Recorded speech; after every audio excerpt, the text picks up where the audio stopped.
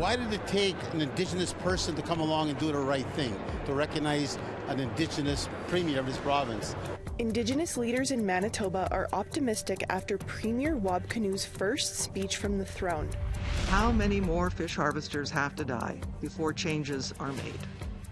A report into the capsizing of a fishing vessel that killed 2 Mi'kmaq fishermen is released. We have different nights that are geared towards different skill levels, different ages. You know, there's even BMX night, there's scooter night. Cool tricks at a new skate park in downtown Winnipeg.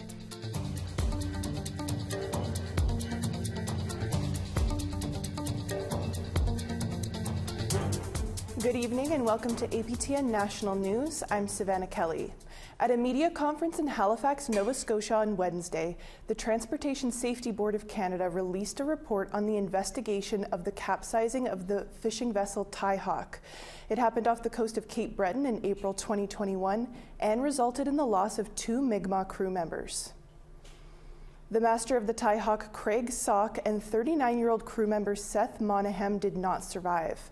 According to Transport Canada's investigation, contributing factors included that the snow crab season opened too early and the vessel's stability was compromised with the addition of a deck used for snow crab fishing. There are 3 recommendations. Among them is improved inspections by a qualified person on boat modifications.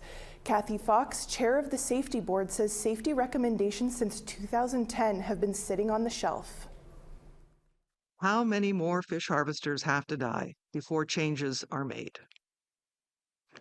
Fish harvesters and operators don't need to wait for the regulator to take action. Being proactive, going beyond regulatory minimums, can save lives. I've said it before, but it bears repeating. Safety is a shared responsibility. We don't want to be sitting in this room again a year from now or 2 years from now, still talking about the same issues and the deaths that could have been prevented. Thank you. The FBI says the Rainbow Bridge border crossing has been shut down after a vehicle explosion. Governor Kathy Hochul has just announced there is no indication of a terrorist attack. Information coming from the Niagara Falls Memorial Medical Center indicates 1 person is in hospital. They also say there were fatalities, but no confirmation on how many. Multiple reports are stating 2 people have been killed. The Rainbow Bridge is a popular border crossing from Ontario into New York State. The incident happened on the American side of the bridge. The city of Niagara Falls, New York, says the incident involved a vehicle trying to enter the U.S. NDP leader Jagmeet Singh says the news of the explosion at the Rainbow Bridge is very disturbing, and he expressed condolences to those affected. I want to begin by just expressing my deep condolences to those impacted, those injured, potential fatalities in the incident that's happened very recently on the Rainbow Bridge, the crossing between Canada and the U.S. I want to thank the first responders for their work, and again, I want to ensure that Canada is doing everything we can to provide assistance and support both in the investigation and to those that are impacted. Indigenous leaders are praising Manitoba Premier Wab Kinew's first speech from the throne. Manitoba Kuwait-Nawi Okamakinak Grand Chief Garrison Sethi said in a statement today that he was optimistic with the changes announced in the speech. Sethi said First Nations in northern Manitoba welcome the provincial government's plans to freeze hydro rates, lower fuel costs, and address healthcare, housing, and addictions. Manitoba Métis Federation President David Chartrand said the throne speech marked a new era of partnership for the MMF and the province. One of the highlights of the speech from the throne was the announcement that Louis Riel will be recognized as the first Premier of Manitoba, something Chartrand says he has advocated for with at least 5 premiers. Why did it take an Indigenous person to come along and do the right thing, to recognize an Indigenous Premier of this province? That's one of the things that makes me sad that it took that long. 153 years later, we're here correcting historical wrongs. And that was the sad part for me, but the proud part, it's real, it's there. Another campaign commitment that was mentioned in the throne speech was making September 30th, the National Day for Truth and Reconciliation, a statutory holiday in Manitoba, something the previous PC government decided against, saying there was no consensus among Indigenous communities. It's a lot to do with our people and the healing of our people, and to be able to hear government acknowledge that it's going to be a statutory holiday means a lot to our people. In Winnipeg, an affordable housing building still under construction caught fire yesterday evening. The 7-story building is owned by Opaskwayak Cree Nation. The block is located in downtown near the University of Winnipeg. According to witnesses, the fire raged for about an hour before firefighters were able to get control.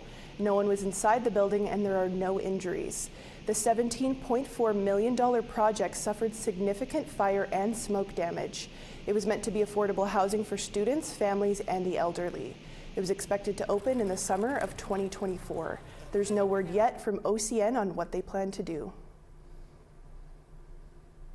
Regional dog mushers from around the Eastern Arctic were in Iqaluit this week to discuss the future of Kiimit, or Inuit sled dogs, who were driven to near extinction in the mid-20th century.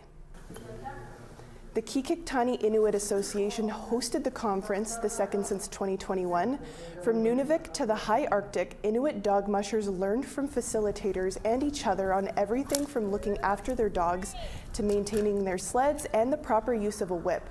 It's all part of the Qikiqtani Truth Commission's effort to bring back Inuit's dog teams.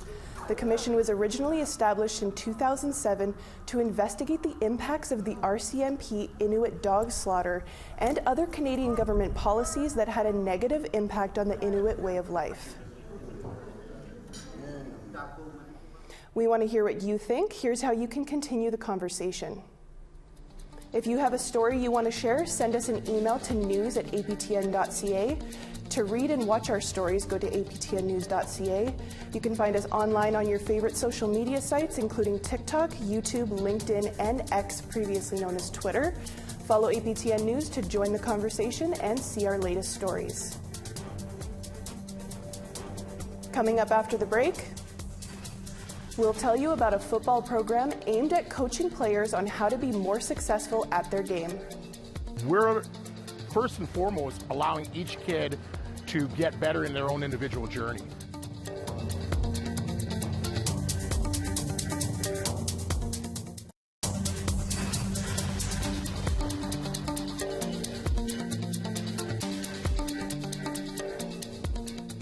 Welcome back to APTN National News. An Alberta-based off-season football training program helps young players take the next step in their development. APTN's Chris Stewart spoke to 2 young Indigenous players hoping to make it to the pros one day. The Dome in Red Deer, Alberta is home to the Alberta International Selects football program. It's run by former CFL and college players and coaches working with youth across Alberta. Today's practice is to prepare for the Pigskins tournament in Las Vegas beginning November 22nd, where scouts will be watching. Coach Jermaine Brown is a former CFL player and director of the Selects. We're first and foremost allowing each kid to get better in their own individual journey. So some of them are just wanting to get better for next season. Others have big sights, and I'd say probably 80% of them. They all want to go to the next level, meaning post-secondary play, that's college or university, and then all of them will have the big dreams of obviously someday playing professional football. 2 Cree athletes, James Gladue and Z-Ray Buffalo, are here to learn advanced techniques to up their game. I'm finding it really good. I think I'm doing great. I think everyone else is doing great. It's just a good environment and I'm having fun. Is this the highest level of competition you faced? Yeah, for sure. The talent on display here offers players the possibility to move from being good to great to elite. I am playing with older guys as well, so the competition is definitely higher and it's a bit raised more. So, it's good because it gets me better and it gets me used to the all-around, game. Z-Ray Buffalo plays right tackle. He's looking forward to the tournament in Las Vegas. We're going to play this competition, this tournament. There's 2 teams, I think, we're versing, and I'm really looking forward to it. I'm really excited. Coach Brown says both athletes have the right stuff. Z-Ray reminds me a little bit of Troy Polamalu. He looks great with the hair coming out of the back of the helmet. James, both of them are very, very, very aggressive. They're tenacious. They're very skilled. We're just looking to hone what they naturally have. James, obviously, very, very gifted running back, a receiver, and one thing I love about them is that they're both, like, they're just laser focused. Chris Stewart, APTN National News, Red Deer, Alberta. The 2023 Vancouver Indigenous Fashion Week kicked off in Vancouver, and APTN's Tina House was there.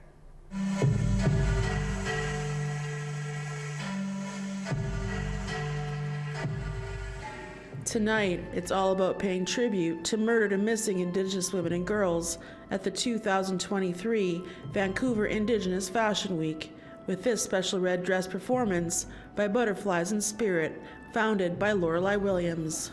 We're not just a dance group either. We do a lot of frontline work. We are out there supporting families, searching for missing, and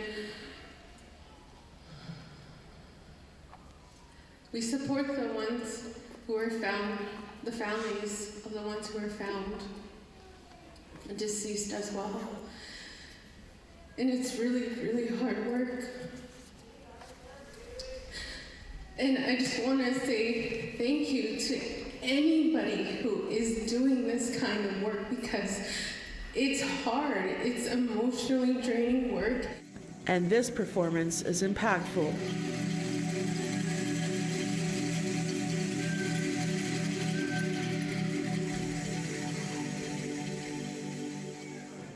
The IFW is all about the clothes and making a bold statement. Lorelei is wearing this one-of-a-kind red dress made just for this performance. The inspiration is my family members and my partner's family members, my grandma, my aunt, my cousin, and my partner's aunt, Victoria Goldfield, and then of course my dance group, Butterflies in Spirit. It's a full house at the Queen Elizabeth Theatre, and first up on the runway is Gitxsan fashion designer Yolanda Skelton with her latest collection called Flight for Earth, with Raven opening up the show.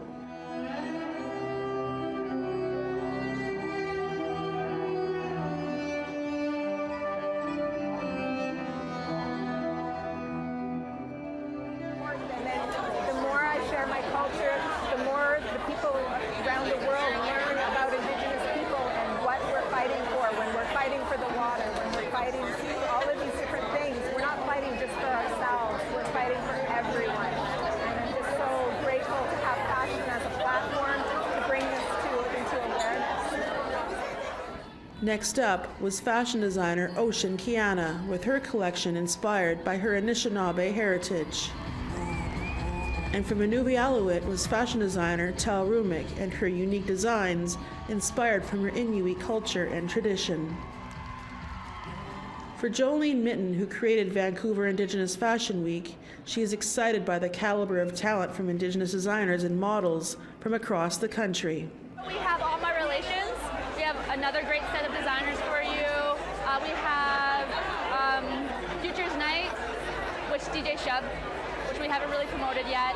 And then we have the Spirit of the West Coast, and that's going to be our last night. And then we have our Supernatural Kiki Ball, hosted by Kasalem. So we have a fun-filled week.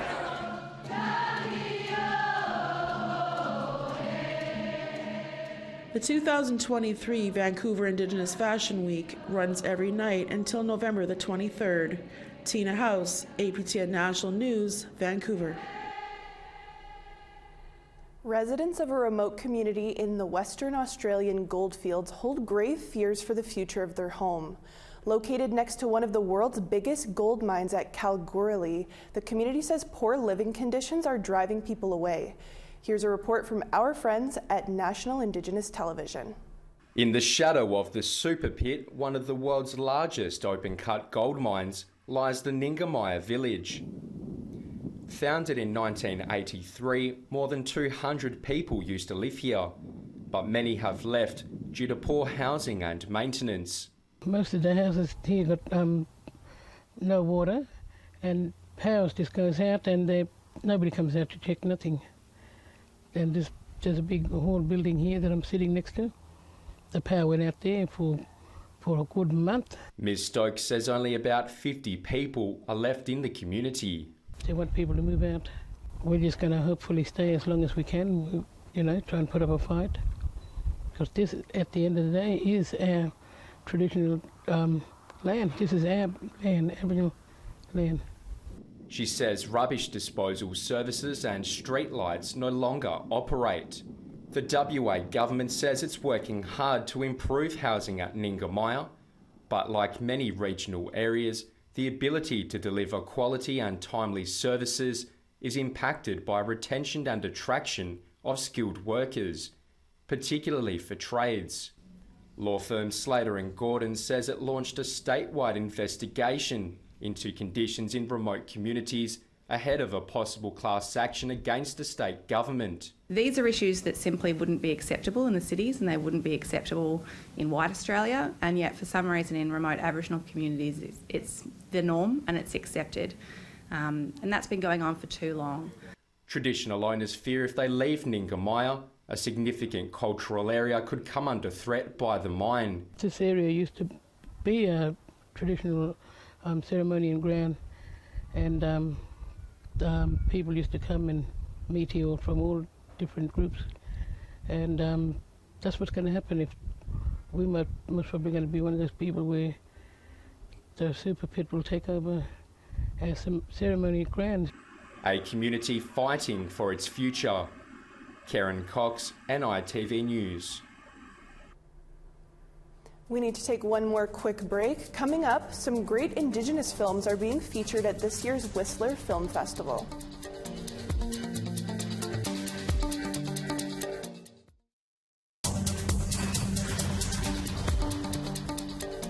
Welcome back. Time now for our photo of the day. James Moore wanted us to know that one of his neighbors in Winnipeg, Manitoba is getting ready for the Christmas season. As decorations begin to pop up around the country, be sure to take a photo. You can then send that photo to share at aptn.ca for the chance to be our next photo of the day. Now let's take a look at tomorrow's weather forecast. Starting off on the east coast, 6 degrees in Fredericton, sunny, and 2 degrees in St. John's. Nain, snowy, 0 degrees, Kuujjuaq, sunny, -9. Val-d'Or, snowy there, -2, Chibougamau, -4. Peterborough, 5 degrees there, North Bay, snowy and 2 degrees. Kapuskasing, -11, snowy there, Thunder Bay, sunshine, -8. Thompson, -10 in sunshine, Puckatawagan, sunny there as well. Brandon, -9 in sunshine, Dauphin, -7. Regina, sunshine, -10, North Battleford, -7. Stony Rapids, sunshine, -16, Buffalo Narrows, -8. To northern Alberta, -11, and sunshine in high level, Fort McMurray, -7. Calgary, snowy, 0 degrees there, Edmonton, +1. Bella Coola, 3 degrees there, Campbell River, sunshine and 5. Fort Nelson, rainy, -9, Prince George, sunshine, 0 degrees. Beaver Creek, -16, sunshine there, snowy and -9 in Mayo. Wati, -13, mix of sun and cloud, Fort Simpson, -11. Paulatuck, sunshine, -8, Fort McPherson, snowy, -3. Baker Lake, snowy there, -14, Arviat, -11. Arctic Bay, sunshine, -19 there, and -28 in Resolute.